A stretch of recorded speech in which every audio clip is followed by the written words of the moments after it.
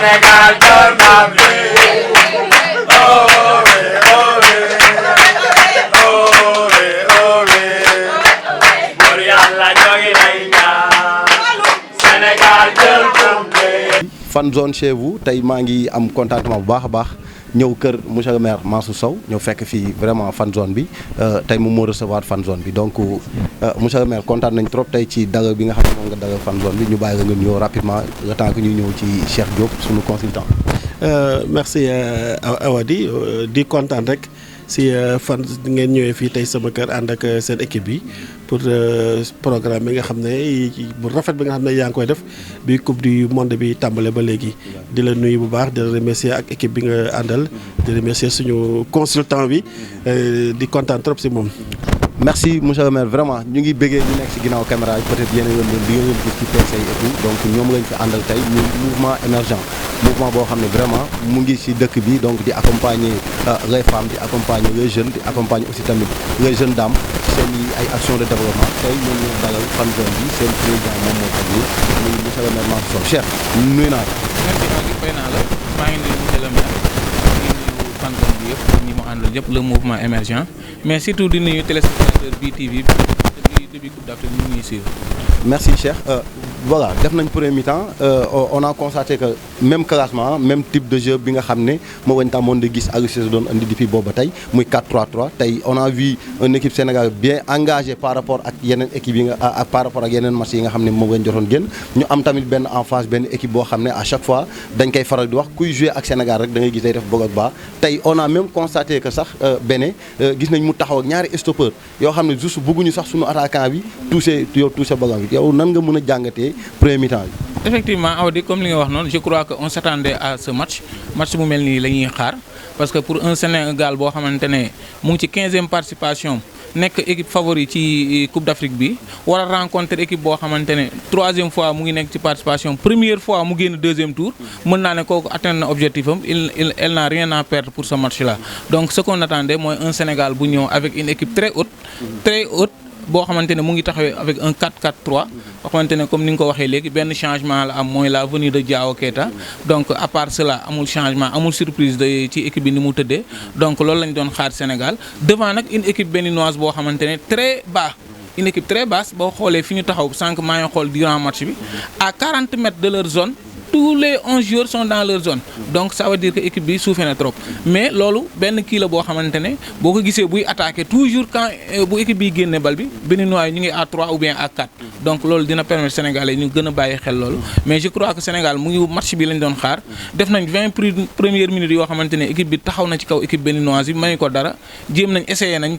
ci côté yëpp ñëwul équipe bi effectivement béninois yi am nañ benn réaction 10 minutes après mais c'est très normal mais Sénégal ni mu terminé match bi yaakaar naa ne en deuxième mi-temps on peut s'attendre à de plus belles choses. on peut s'attendre à de plus belles choses monsieur le maire yow en tant que observateur nga toogoon di seetaan gis match bi dégg naa sax ancien footballeur nga gars yi ñoo wax ñi ci ginnaaw donc yow tey boo doon xool premier mi-temps bi ban lecture nga ci yow. waaw peut-être jàngat bi ma si def rek. moo di que Sénégal je crois que war na mën a génn ci match bi ndax waree nañ ko avant match yi te li ñu football fi tey aussi yaakaar naa avec un peu plus d'effort mën nañ ci génn peut-être su ma nekkoon Aliou Cissé dina waxtaan na ñoom parce que gis naa ne yenn passe yi ñuy passe le 10 là Sadio Mané parfois day nekk ay passe yu xaw a profonde du mën a récupérer bal bi te suñ ci ko defee ay passe yi nga xam ne vraiment ay passe yu correct la moi je crois que Sadio peut faire la différence en tout cas équipe bi baax na te waruñu may les Béninois une chance d'espérer parce que Sénégal mën na jaar ci kawam facilement donc nañu def pression yi parce que dañu war a jàll dañu war a dem te coupe bi vraiment les Sénégalais ont besoin de cette coupe ñu indil ñu ko fii donc ñu ngi leen di souhaiter vraiment bonne chance pour que coupe bi mën a ñëw fii ci Sénégal. Cheikh moom wax na ko monsieur le maire wax na ko tey boo xoolee ñu ngi jéem a may sax beneen waaye chance parce que boo xoolee Cheikh Kouyaté def na ñaari yoon ay fautes yoo xam ne ci bopp 18 yoo xam ne bu ci nekk mënoon nañu coûter un but tey nga gis taxawaay bi Cheikh Kouyaté am par rapport ak match yi ñu doon génn nan nga koy mën a analyser. mais c'est très normal du question de malchance sax mais boo xoolee une équipe boo ko dominer 20 minutes 30 minutes il faut que mu réagir donc réaction boobu la béninois yi am à partir de 25 minutes boo xoolee ba ci 35 minutes béninois yi ñu ngi commencé di jege suñu camp di am ay fautes di am ay balles arrêtées mais après les 10 dernières minutes Sénégalais yi tegaat nañ seen tànk ci bal bi mais c'est très normal Kouyaté foofu la ñuy wax tuuti parce que avec le numéro 9 fi mu nekk nii joueur la boo xamante ne il ne cherche que des fautes sur Kouyaté boo xoolee jamais mu dem ci nu mu tuddati encore mais toujours mu ngi resté ci Kouyaté donc c'est pour chercher des fautes avec les balles arrêtées ñu jéem a am dara une équipe très basse li muy chercher deux choses la soit sur balle arrêtée mu am un but ou bien sur les phases transitoires mooy bu Sénégal attaqué automatiquement sortie de balle mu am sortie de balle bu gaaw pour mën a am benn contre attaque soo amee 1 contre 3 mu jéem a am dara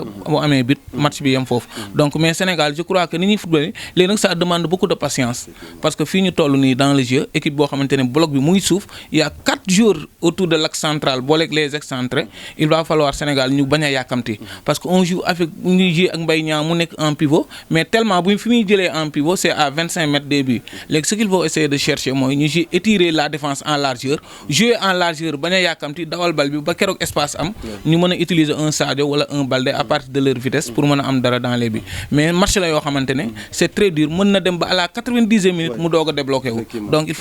faudra être très patient et xam ni match éliminatoire direct la quoi. Cheikh on a vu aussi au niveau du milieu de terrain tey bu ñu xool gagné nañ bataille milieu de terrain mais ce qui manque mooy les dernières passes on a vu monsieur le maire mu ngi koy wax léegi nii da ngay gis suñuy passe Sadio wala ñuy passe Diao wala keneen day gis passe bi day xaw a ëpp précipitation la wala dosage bi moom moo du baax wala qu'est-ce qui se passe. mais il y aura pas de combat au niveau de notre défense ni au niveau du milieu de terrain. Les Béninois ont préféré rester dans leur zone à partir de leurs 30 derniers mètres donc milieu de terrain bi du am bataille toujours les Sénégalais yi ñoom ñoo koy jël maintenant ce qu'il faut si ñu war a concentrer mooy au niveau des 30 derniers mètres dans le dernier tiers foofu la demander patience ak vitesse dans le jeu. accélération gis nga Diao def na ko sànq am na benn accélération automatiquement may nañu occasion ou bien à partir des latéraux ku ci mel ni Sabali bu génnee foofu jël défense bi en contre-pied moom mën na am dara foofu donc il va falloir être très patient faudra être très patient mais faire un jeu plus rapide au niveau de l'axe central au niveau sur les côtés pour mën a am dara jéggi la défense la. monsieur le maire on a vu am nañ ko amaat ko amati ko donc lan moo manqué dañu yàkkamti wala dañu àndut ak suñu duggee ci biir surface yi duñu am lucidité wala qu'est-ce qui se passe lan moo xew carrément ba nga xam ne suñu occasion yi ñu am mun ñu ko concrétiser. waaw damay jël référence rek par rapport ak la dernière occasion bi ñu am. moi je trouve que am na fooy tollu il faut prendre tes responsabilités. ay passes yooyu à mon avis bu ko def. natal camp bi rek nga fusiller rek là c'est sûr et certain ci biir lay nekk. non mais nga nekk ba ci biir 18 yi. di bëgg a def ay des petites passes mais les défenseurs sont là. ils vont pas te laisser faire. natal caax yi nga fusiller canon boum. Sénégal dugal. waaw mais je crois que foofu tamit il faut quand même que bon joueurs yi bàyyi si xel ah. mais tey soo xoolee suñu attaquant de pointe monsieur le maire ça fait bi mooy 4e match am xaw ma 5e match am mu ngi joué dugalu bii est-ce que yow yaa ngi d'accord ak Aliou Cissé à ce que moom à chaque fois mu koy jox confiance muy ñëw. waaw c'est vrai que il y a 4 à 5 matchs muy ñëw bon feeñul ni mu war a feeñee mais quand même c'est un joueur qu'on doit respecter. Peut-être il n'a pas encore eu la chance de faire ses preuves mais donne-lui peut-être avec ce match-là il pourra faire ses preuves. waaw d'accord Cheikh lan lañ mën a xaar pour deuxième mi-temps bi tey comme gis nañ ne équipe béninois bi ñoom déjà ba tey fa lañ nekk boo xoolee benn attaquant moo nekk ci kaw donc ñun ñoo ko soxla tey benn su ko Sénégal gagné dañ naan graaw parce que bon xaaruñu woon sax ñoom peut-être egsi fii ñu ngi koy wax que ne Coupe d'Afrique yi ñu participé yu ci bëri génnuñu sax premier tour donc tey bu ñu ñëwee quart de finale ñoom pour ñoom atteindre nañ seen objectif kon ñun ñoo soxla victoire bi tey ban taxawaay nga war a xaar ci deuxième mi-temps bi. bon Sénégal boo xoolee ni mu démarré premier mi-temps bi je pense que mu ngi ci biir match bi donc xam na défense bi ni muy jouer par des contournements ñu ngi jéem a am avec sa sortie de Sabali am nañ 2 occasions franches en premier mi-temps yoo xamante ne ça pouvait se transformer en but comme ni monsieur le maire wax léegi day am foo xam ne bu ñu fa tollee c'est le joueur qui prend ses responsabilités pour marquer le but bon foofu la ñuy wax sax égoïsme attaquant donc xëy na loolu moo xaw a manqué gum tuuti mais certainement en deuxième mi-temps après 15-20 minutes de jeu Aliou pourra dina am possibilité dem gën a ñeme avec un 4-4-2 renforcer son attaque avec un Mbaye Diagne sur le banc peut-être xëy na mën na génne un milieu de terrain yokk un attaquant pour mën a indi densité au niveau de l'axe central loolu tamit beneen possibilité boo xam ne dina gën a may Mbaye Niang mu gën a génn pour mën a dévier les ballons jouer comme pivot carrément donc ay possibilités la yoo xamante ne équipe bi am na ko Aliou am na ko à sa disposition te yaakaar naa ne Sénégal en deuxième mi-temps je crois que bu ñu continuer ci tendance bi bañ a jël yenn risques yi wàññi les fautes duñ leen may bal arrêté yu bari le Sénégal pourra s'en sortir en deuxième mi-temps. mais Cheikh, est-ce que tey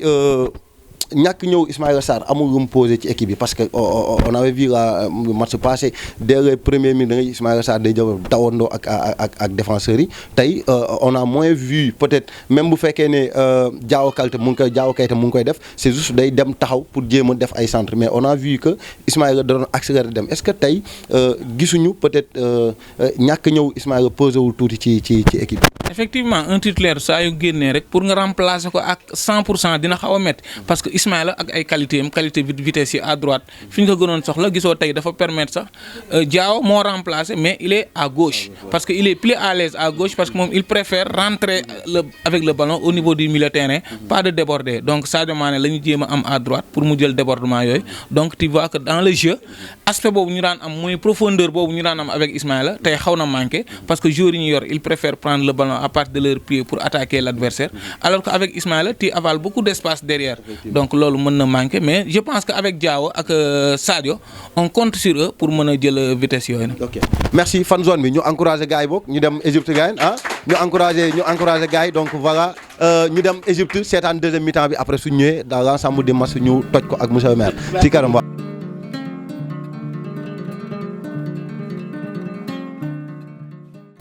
Merci, félicitations à nos Lions, félicitations à tout le Sénégal, félicitations monsieur le maire, félicitations Cheikh mon consultant avant may ñëw si yow d'abord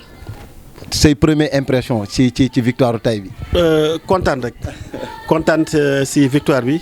vraiment tolloon nañu moment bi nga xam ne vraiment xol yi xatoon na nit ñi ñu doon stressé mais macha allah bi ñu amee premier but vraiment les gens finalement ñoom dañu mujjee déconcentré quoi vraiment kontaan nañ ci trop. mais dafa mel ne Aliou Cissé dégg na ni nga doon waxee sànq pour mu wax joueurs yi ñuy passe ba mu gaaw ci saa. bon je sais pas ndax dégg na en tout cas daal li ma bëggoon mu def na ko parce que quand il a opéré le changement avec l'entrée de Crépin gis nga match bi nu mu changé donc vraiment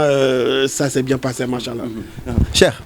alors félicitations d'abord déjà. Deuxième mi-temps bi ñu ngi ko doon wax ci premier mi-temps il faut ñu changer un peu de patience on l'a fait et gis nañ but bi après nu mu ñëwee à la 72e minute donc loolu nga doon xaar. c'est ça loolu lañ doon xaar parce que boo xoolee travail bi commencé en premier mi-temps loolu moo continué ba ci deuxième mi-temps bi avec 45 minutes yoo xamante ne sénégalais yi presque 35 minutes yi ñoo ko jël l'équipe bi défendre moom it équipe défense lu mu baas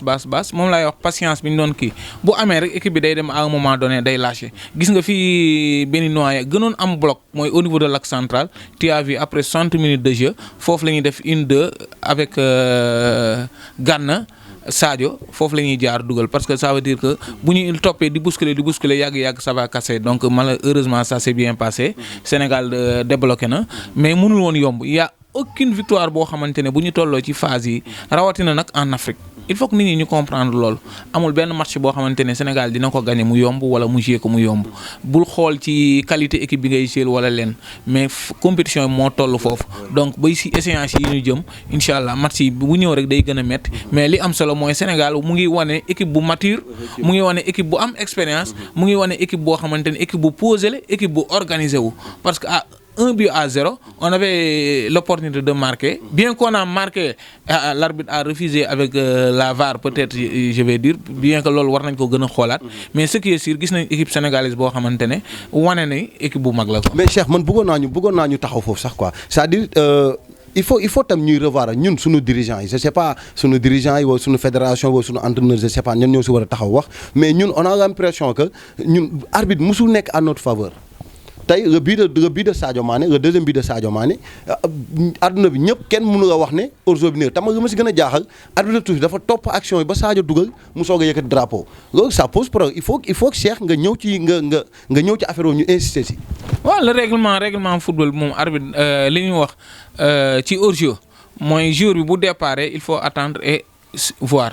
bu fekkee joueur bi daw na mën na daw keneen doublé ko laal bal bi mais comme Sadio Mané moo départ bi mu laalee bal bi s'il y avait hors-jeu normalement arbitre foofu la war a yëkkati loolu moo nekk ci règlement bi mais mu bàyyi joueur yi mu pousse ba dugal le but éliminer gardien bi dugal bi mu doog a yëkkati vraiment moo tax ma ne loolu il faut que ñu xoolaat ko on va y revenir certainement avec les techniciens ñu gën a xoolaat loolu mais ce qui est sûr ce qu'il y a lieu de retenir c'est que le Sénégal s'est qualifié Sénégal gagné na match bi et on a bien joué et bravo au coach et félicitations au coach parce que c'est un coaching gagnant avec les 2 changements yi nga xamante ne def na ko Krépin indi na ci lu bare indi na apport bu bare Mbaye Diagne qu'on a peu vu gis nañ 1 à 2 déviations peut-être xëy na au fur et à mesure muy dugg ci compétition mën na indi dara mais on a vu que tey Sénégal am na potentialité sur le banc. monsieur le maire tey nga gis ñun arbitre comme ni ma ko waxee léegi musul nekk à notre faveur on a vu Sadio dugal na ñu bañ ko 2 fois à 2 reprises donc tey te man dama jàpp ne VAR bu ñu ko waxee tamit peut-être le dernier mot revient ki nga xam ne moom ay arbitre central bi bu fekkee gars yi wax nañ ko si kaw bu ko doy war na mun dem gis VAR parce que man VAR bi ma doon xaar mooy su fekkee am na loo xam ne erreur la ci moom mu dem ba moom ci VAR bi gisal ko bopp mais on l'a pas vu juste gis nañ rek arbitre bi yëkkati drapeau après arbitre de touche taxaw tuuti arbitre central taxaw validé ne bii bi dugg nan nga jàngatee ñun suñu football d'habitude depuis yàgg na arbitre yi nu ñu doon footballé ak ñun. waaw c'est vrai que Sénégal moom mosul am chance am arbitrage bu baax arbitre toujours ont été contre le Sénégal il y a des années si ginnaaw équipe Sénégal yi dañ daan ragal sax dem à l'extérieur jouer ji parce que dem nañu ba dañ laan daan dóor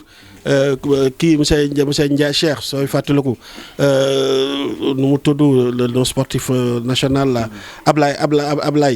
Ablaye Diaw moom sax am na benn match bi nga xam ne gars yi dañ ko fa dóor il est revenu au Sénégal avec des blessures donc nekk na li nga xam ne le Sénégal a toujours souffert de l'arbitrage mais quant à la VAR bon donc ñun on n'était pas devant la VAR xamuñu VAR bi lu mu wane ñun li jàkkaarloog télé bi rek la ñuy gis VAR bi c'est elle est plus précise que ñun li ñuy xool su ñu nee ici y a hors-jeu c'est parce qu'il y a hors-jeu seulement il y a une erreur par rapport à l'arbitre de touche il devrait siffler l'hors-jeu bien avant bala muy xaar ba kii di dugal muy yëkkati drapeau loolu tamit vraiment c'est quelque chose à corriger au niveau des arbitrages. Cheikh wax nga ko léegi tamit aussi ñu revenir ci yow ci match bi on a vu que Aliou a fait un coaching gagnant malgré lu ñuy wax et tout tey on a vu l'entrée de Krépin xaw na accélérer jeu bi tuuti et ba ñuy départ on a moins vu Gana bu gis nañ ne après Krépin ba mu ñëwee Boulevard yi commencé na ubbeeku ba tey mu am percé boobu pour ñu mën a am but bi ça veut tout simplement dire que sunu joueurs yi mag yi fekk joué nañ ci match bu mag. non patience bi ma la doon wax boo xoolee en premier mi-temps on a essayé de jouer sur les balles aériennes un jeu très direct mais en deuxième mi-temps boo gisee Sénégal foofu sax le jeu bi gën a fluide bien que en deuxième mi-temps gis nga boo xoolee Sénégal li mu accéléré en premier mi-temps accéléré ko en deuxième mi-temps mais foofu la ñu dugalee c'est juste pour dire que le football c'est un tout. Ça ne se règle pas en 10 minutes ou bien en 5 minutes donc gis nañ tey moom laa la sànq le Sénégal est une équipe très expérimentée avec Gana en premier mi-temps peu flamboyant mais en deuxième mi-temps il nous revient avec un bon deuxième mi-temps il marque le but donc patience boobu loolu la ñuy xaar ci équipe bi l'entraîneur il connaît ses joueurs yi dafa am benn environnement boo xamante ne ci la équipe yi dund le professionnel ci lay dund bokkul ak le milieu amateur bi nga xamante ne dafay bëri ay surprise dafay bëri ay inattendu mais le milieu professionnel l'environnement loolu ça compte moo tax un entraîneur c'est très difficile de le critiquer mën nga joxe ton avis nag mais au moins lesal ko bàyyil ko benn marge boo xamante ne moom moo ko moomal boppam parce que il est toujours avec ses joueurs te Aliou wane na ni tey il connaît ses joueurs wane na tey avec les changements le fait de maintenir Gana sur le terrain parce que y a beaucoup de personnes yu gisoon ni en deuxième mi-temps on pouvait sortir Gana pour mettre un joueur plus offensif mais lui il a toujours tenu à ses convictions et ça a été gagnant donc vraiment Sénégal mu ngi ci yoon bi. bon aussi beneen aspect bi mooy par rapport ak bal arrêté yi su fekkee Henri Saivet mu ngi fi c'est parce que loolu moo tax on a vu il tire bien de ballons arrêtés mais problème bi mooy suñu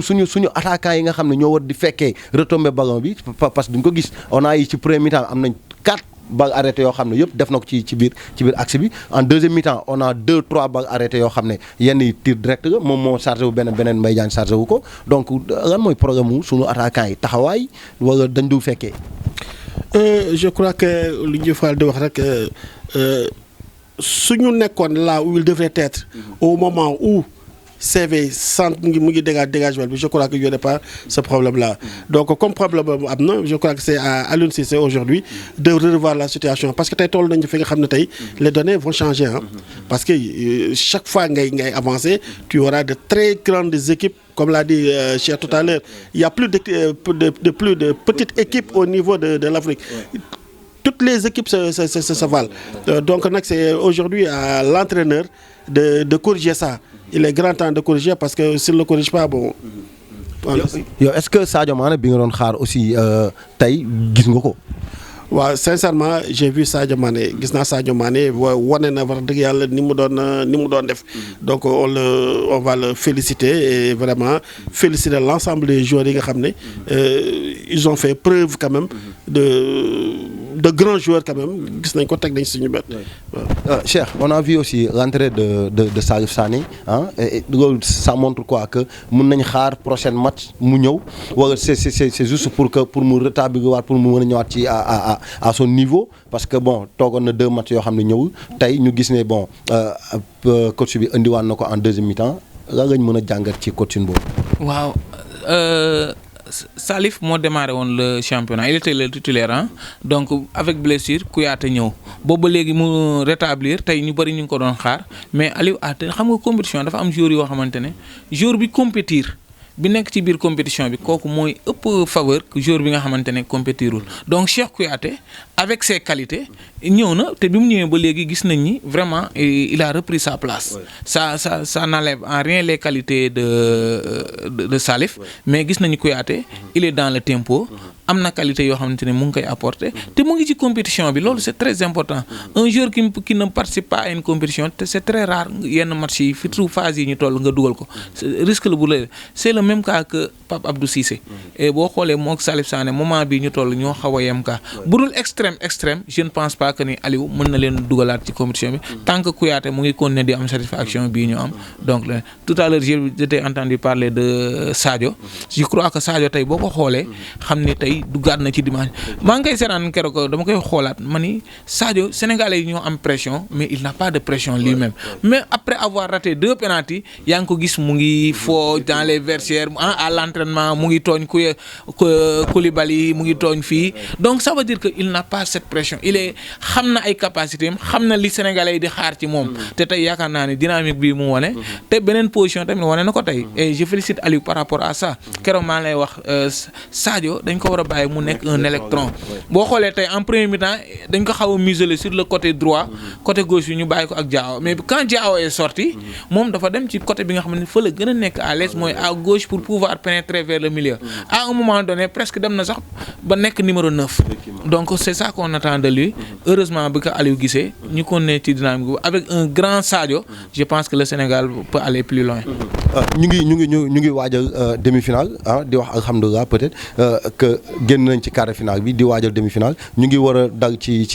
ñaari équipe yoo xam ne ku si nekk ñu ñëpp suivre nañ ko ah tey par exemple boo amee benn Tunisie boo xam ne il a l'expérience 2004 yaa ngi rappelé suñu match ñu nag ñoom quart de finale c'était un peu dur métti woon na trop si ñoom Diouf et consort mu nekk équipe boo xam ne équipe bu baax donc nga gis Madagascar bi nga xam ne kenn xaaru ko woon à ce niveau de cette compétition mu génn donc moom tamit su fekkee génn day am beneen taxawaay bi mu am beneen gis-gis bu muy mën a am donc yow monsieur le maire tey nan nga war a xalaatee sunu match bi nga xam ne moom moo nekk demi-finale ban taxawaay lañ ci war a mën a am. Je crois que match bi dañ ko war a aborder avec plus de sérénité moi j'ai l'esprit tranquille aujourd'hui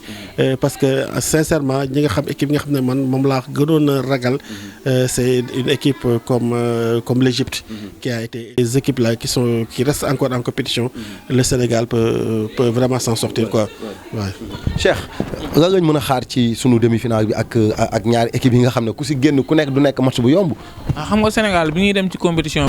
bi ñëpp dañu gisoon Sénégal comme le grand favori.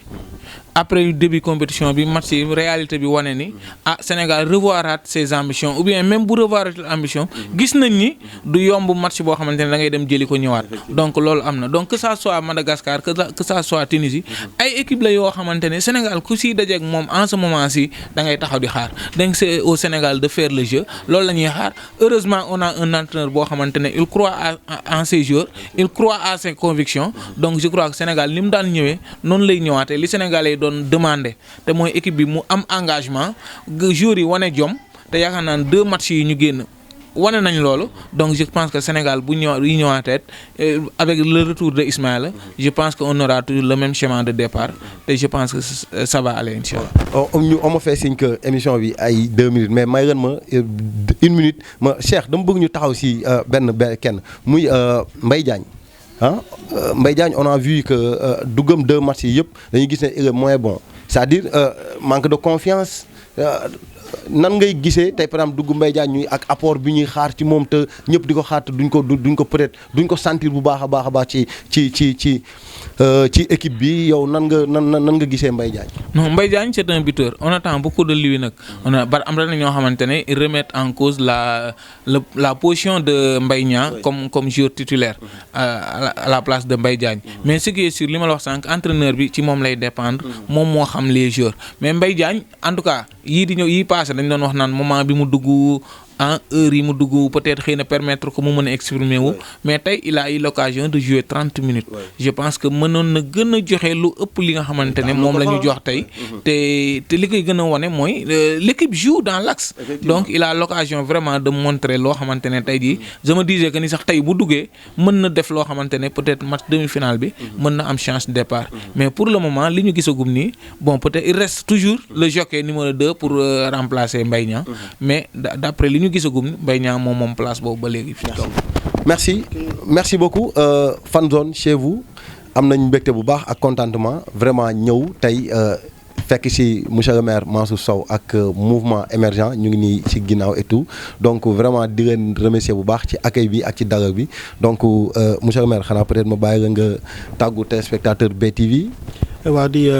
leen remercier waa BTV si déplacement bi ñu def tey ñëw fii tey sama kër fekk fi tey le mouvement émergence ensemble ñuy seetaandoo match bi mais remercier également suñu consultant bi vraiment à l'entendre parler tu sens que c'est un expert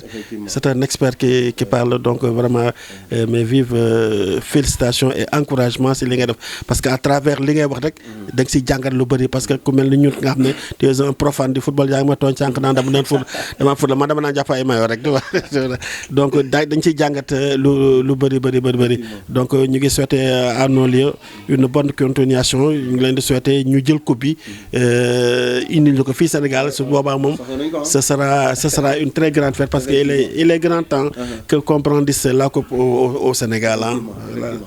merci maa ngi doon dégg benn paa mu ne moom am na 65 ans xaw ma nee na moom mosul gis Sénégal jël coupe il est temps nag ñu indi ñu coupe bi donc voilà pensez à ces gens de vieux ak maires yi ak ndaw ñi nga xam ne vraiment ñoom ñëpp su Sénégal di football duñu tal dara du toog jàkkaaroog télé di tëb di yuuxu donc ñu ngi koy dund ñun chaque jour ak fan zone yi ñuy def ci yow à travers les responsables à travers des gens yi ñuy woo à ce que ñuy dem si ñoom donc fan zone chez vous Cheikh looy wax gars yi ak lan ngeen di tàggoo pour beneen yoon ñu xaar demi-finale bi. non xanaa remercier tout d'abord monsieur le maire par rapport ak accueil bi dalal beeg yaatuwaay beeg yëpp ak analyse yi nga xamante ne jàngat yi ñu bokkandoo defandoo ñun ñëpp. Et remercier aussi le public ou bien les téléspectateurs de BTV di leen demander ñu gën a suivre télé bi ànd ak ñun ba keroog à la finale vraiment ñu ngi ñaanal suñu joueurs yi nag gars yi yokk ñaan gën a jàppaat parce que une équipe nationale tamit c'est ça au fur et à mesure fa ñu toll en Égypte lépp luy xew fii ñu ngi koy dégg donc ci kaddu yeeg ci analyse yeeg yëpp nañu gën a rafetal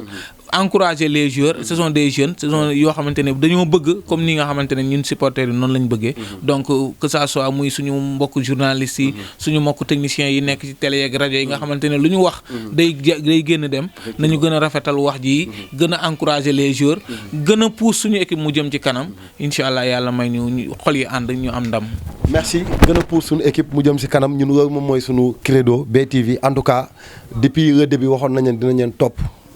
fan zone bi fépp foo xam ne am na fan zone ñu ngi ñu fay woo donc vraiment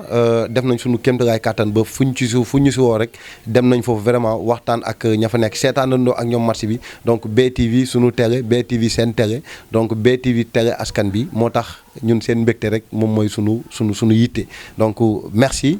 prochainement fan zone demi-finale ñu dem seeti keneen ci zone am ak ña fay nekk donc à très bientôt merci.